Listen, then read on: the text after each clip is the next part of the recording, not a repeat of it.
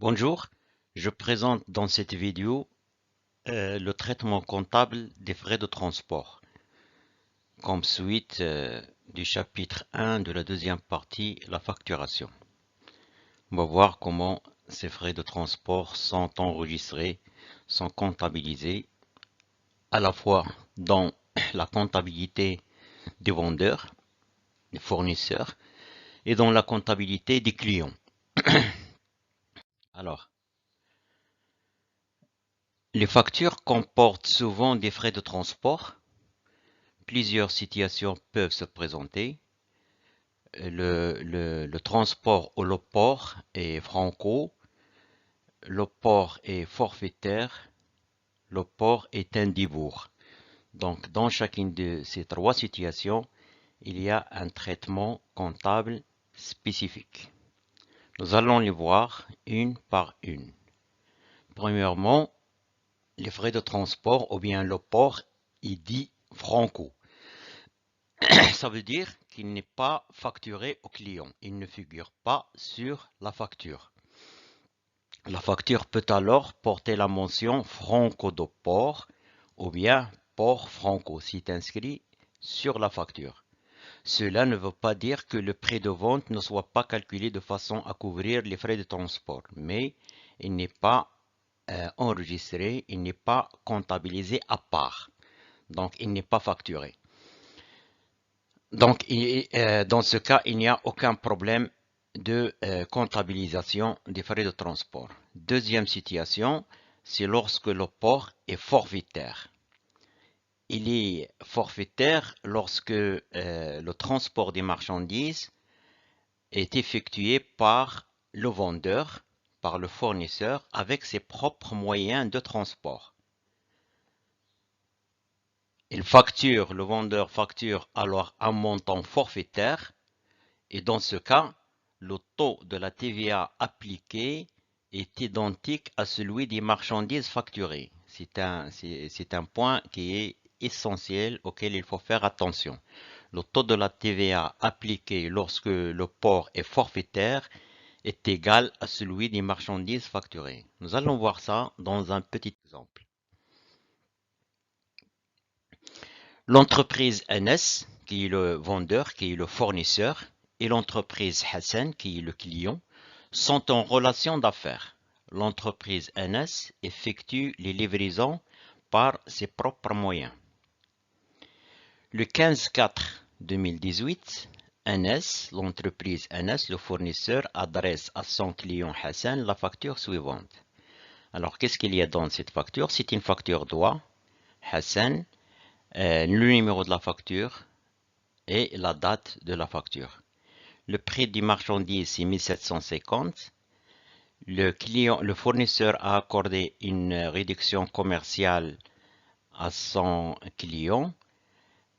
Donc, le prix moins la réduction commerciale, ça nous donne le net commercial de 1662,50. Et puis, il lui accorde une réduction financière, un escompte de 1%. Ça nous donne un net financier de 1645,88. J'ai traité dans la vidéo précédente la comptabilisation des réductions commerciales et financières. On applique le taux de la TVA de 20%, ça nous donne un plus de 329,17 et le port forfaitaire dans TVA 20%. Donc les marchandises sont taxées à un taux de la TVA de 20%, le port forfaitaire, lui aussi, dans ce cas, est facturé TTC à 20%.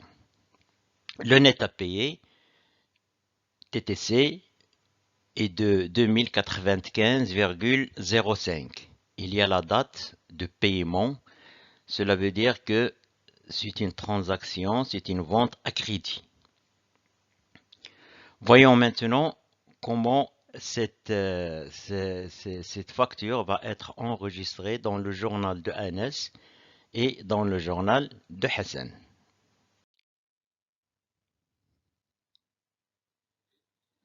Dans le cas des transports forfaitaires, pour le vendeur, le fournisseur, le transport facturé constitue un produit d'exploitation. C'est un produit d'exploitation qu'il faut enregistrer dans la classe 7 au crédit des comptes 7127, vente et produits accessoires, ou bien le compte divisionnaire 71276, port et frais accessoires facturés. Je précise qu'il faut voir, le plan comptable pour identifier les comptes concernés. Pour l'acheteur, pour le client, les frais de transport sur achat sont des charges externes qui sont comptabilisées dans le compte 6142 transport ou le compte divisionnaire 61425 transport sur achat. Voyons les écritures sur le journal. Qu'est-ce qu'il faut faire? Donc la date de la facturation, il faut débiter le client des montants TTC, le net à payer, puisque la vente est à crédit, et il faut débiter le compte de charges escompte accordé, du net, l'escompte accordé qui est de 1%, qui constitue pour le vendeur une charge, la classe 6, le compte 663,86, et il faut créditer le compte vente de marchandises 71,11 des montants des nets commerciales. Il faut aussi créditer le compte 71,27 vente et produits accessoires des montants hors taxes 100. Et enfin la TVA facturée qui est de 20 plus 329,17, ce qui nous donne un total de 349,17. C'est comme ça qu'il faut facturer le port forfaitaire dans la comptabilité des fournisseurs. Le port constitue pour le vendeur un produit d'exploitation, vente et produits accessoires ou bien le compte divisionnaire, port et frais accessoires facturés. Voyons maintenant dans la comptabilité des clients. Qu'est-ce qu'il faut faire? Il faut tout d'abord débiter le compte la même date. Il faut débiter, c'est la date de la réception de la facture. Il faut débiter le compte de charge achat de marchandises du net commercial, 1662,50. Les frais de transport, c'est une charge pour le client. Donc, il faut débiter le compte 61,425, transport sur achat, des montants hors taxes. Et il faut ici débiter l'état TVA récupérable sur charge d'un montant de 349,17. Donc, dans ce montant-là, il y a les 20% de TVA sur les frais de transport. C'est une TVA récupérable que le client va récupérer de l'État. C'est un compte qu'il faut débiter. Et puis, il faut créditer le compte escompte obtenu parce que il y a un escompte de 1% qui constitue un produit pour le client, une charge bien sûr pour le fournisseur, et il faut créditer le compte fournisseur, donc il faut créditer le compte escompte obtenu puisque c'est un produit, et créditer le compte fournisseur, c'est un compte de l'actif qui augmente côté crédit des montants nets à payer. Et le labellé facture numéro 30 de NS. Troisième cas, c'est lorsque le port constitue un divour ou bien le port divorcé. C'est lorsque, dans ce cas, c'est lorsque le vendeur facture à l'acheteur, le vendeur c'est le fournisseur, Anas, facture à Hassan, des frais de port payés à un transporteur pour le compte de l'acheteur. Donc c'est le fournisseur qui va payer un transporteur indépendant pour livrer la marchandise à son client. Le taux de TVA appliqué dans ce cas est celui en vigueur sur le service de transport, soit 14%. Donc il faut faire attention à ce taux de la TVA qui diffère selon la situation. Lorsque le port est forfaitaire, le taux de la TVA est celui appliqué à la marchandise vendue. Et lorsqu'il est déboursé, c'est-à-dire payé par le vendeur, par le fournisseur à une autre personne, il est de 14% et il ne constitue pas un produit d'exploitation dans ce cas. Donnons un exemple. Soit Ali, fournisseur, Ibrahim, son client, sont en relation d'affaires. Ali a recours au service d'un transporteur pour effectuer ses livraisons à son client Ibrahim. À la date du 24 2018, l'entreprise Ali fait appel à l'entreprise Zaki, c'est un transporteur qui transporte les marchandises, pour transporter des marchandises chez son client Brahim. Zaki envoie à Ali la facture suivante. C'est une facture droit à Ali, numéro de la facture 40, la date 24 2018. Qu'est-ce qu'il y a dans cette facture?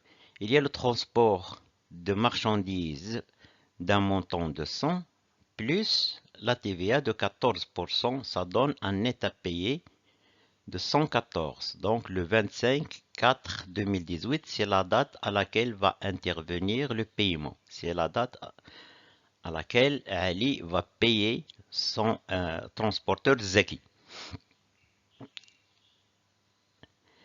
Le 24/4/2018, l'entreprise Ali adresse à son client la facture suivante. Qu'est-ce qu'il y a dans cette facture? Donc, c'est une facture droit, Brahim, numéro de la facture, et la date, le 21/4/2018. Le prix des marchandises, c'est 2000. Remise de 10%, ça donne un net commercial de 1800. Un escompte de 1%, ça donne un net financier de 1782.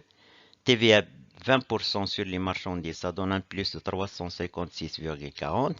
Et le port déboursé, le port du bourg, dont TVA 14%, ça donne 114. Le net à payer est de 2252,40 et la date de paiement interviendra le 10/5/2018. Remarquez ici que le port déboursé est reporté TTC, on dit aussi dirham pour dirham. C'est le même montant que Ali va facturer à son client Brahim. Le montant TTC, on dit dirham pour dirham. Voyons maintenant la comptabilisation de ces factures dans le journal de Ali et dans le journal de Brahim. Alors, chez Ali, la comptabilité va se présenter comme suite. Donc, il y a deux factures. La première, c'est lorsqu'il reçu de son transporteur. Qu'est-ce qu'il va faire? Qu'est-ce qu'on va faire dans ce cas-là? Donc, il faut tout d'abord débiter le compte transport sur vente. Donc, c'est une charge d'un montant de 100. C'est le compte 61 426. Et l'État TVA récupérable sur charge d'un montant de 14. Et puisque ce service va être est rendu à crédit, il faut créditer le compte fournisseur d'un montant de TTC, le net à payer. Il faut créditer le compte fournisseur des nets à payer. Le 24/4/2018, la facture adressée à Brahim va être comptabilisée comme suite. La vente elle est à crédit. Donc, il faut débiter le compte client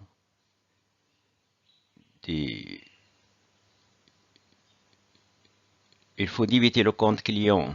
Pardon, il y a là une petite erreur de flèche. Il faut débiter le compte client des nets à payer qui est de 2252,40. Il faut débiter le compte escompte accordé d'un montant de 18, puisque l'escompte accordé constitue pour le fournisseur une charge. Il faut aussi créditer le compte vente de marchandises, la classe 7, le compte 7111 du net commercial. Il faut aussi créditer le compte État TVA facturé des montants de la TVA sur vente de 356,40 et il faut créditer le compte transport sur vente 61 426 des montants des frais de transport hors taxe et créditer le compte État TVA récupérable sur charge d'un montant de 14. Pour faire attention à ces deux dernières opérations, parce qu'ils représentent la contrepartie des opérations qui sont passées le 24/2018. Le 24/2018, on crédite le compte transport sur vente et le compte État TVA récupérable sur charge. Et lorsque la facture a été adressée au client Brahim, il faut les créditer le compte transport sur vente, État TVA récupérable sur charge. Donc il y a